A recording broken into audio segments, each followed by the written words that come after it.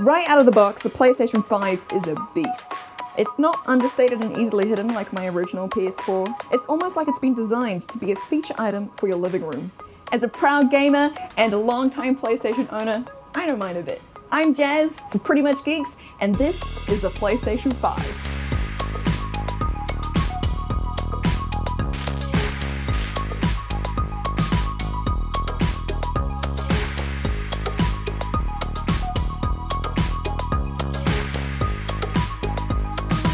Aside from the console itself, you'll find the power cable, the HDMI cable, the flimsy portable stand thing, and the controller.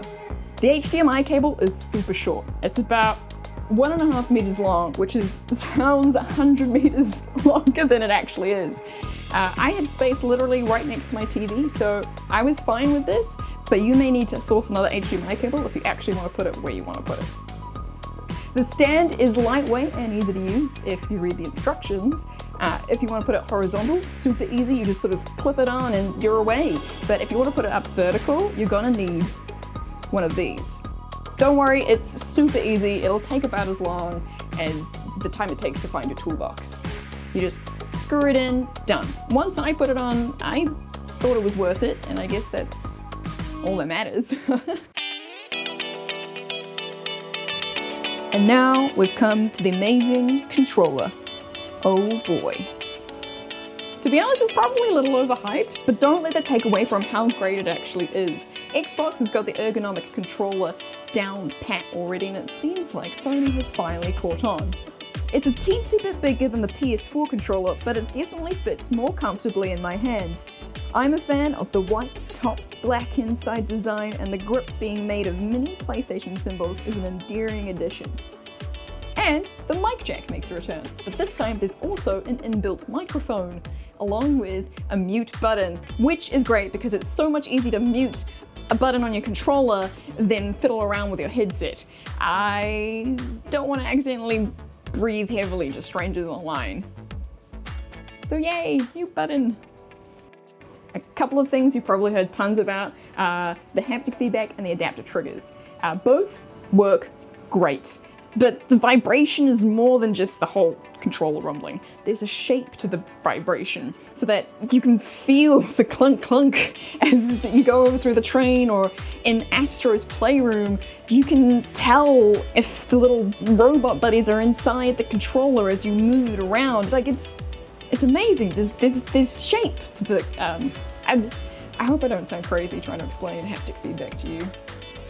If you're curious to see how cool the controller is, I seriously encourage you to play Astro's Playroom. It should be free on your console if you get the PlayStation 5, but it totally goes overboard. The haptic feedback is constantly on as you're like walking around. Somehow it feels different walking on sand than it does walking on glass, and you use the little adaptive triggers, like there's pressure as you try and pull those triggers back, and it actually makes it feel like you are pulling back on a spring as you push the little jack-in-the-box dude down, and then he goes, Boo! I mean, it's not like difficult, but it's a lot more difficult than just a button with no exertion. Okay, so the controller is definitely better, but what about the console itself? While I was waiting for Miles Morales to download, I jumped onto Ghost of Tsushima, and as soon as it started, my mind was blown.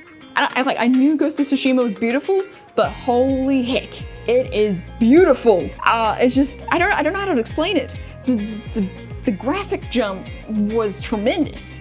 I do have a cheap 4K TV, so I just haven't been able to utilize it because I'm using an original PS4 and a Switch, so they just play in 1080p, and then suddenly flipping 4K. The jump from 1080 to 4K, that kind of just makes the PS5 worth it for me. Just that. Oh yeah, and it's 10 times faster. There were no loading times in Miles Morales. If you've ever played the first Spider-Man game, you'll remember that like the fast travel goes through the subway and there's Spider-Man just chilling on the train. There's none of that because there's no need anymore. You just click on the fast travel button and boom, you're there. There's probably like half a second fade to black, but that's it. No chilling on the train for Miles. What's good? Let's jump into the UI. It is very pretty. Cards are a lot smaller than on the PS4 home screen, which makes for a less cluttered and sleeker space in my opinion. It also makes for a lot smoother experience, which is of course helped by the speed at which the PS5 can bring up your games. Just press the X button and... oh, hey! My game started! While in the game, you can push the PS button, and instead of going to the home screen, it brings up a quick access menu. Along the bottom, you have the option to take you back to the home screen, but you probably won't need to do that as anything you might want to do is right next to it. The share button also makes a return, but this time it's improved tenfold.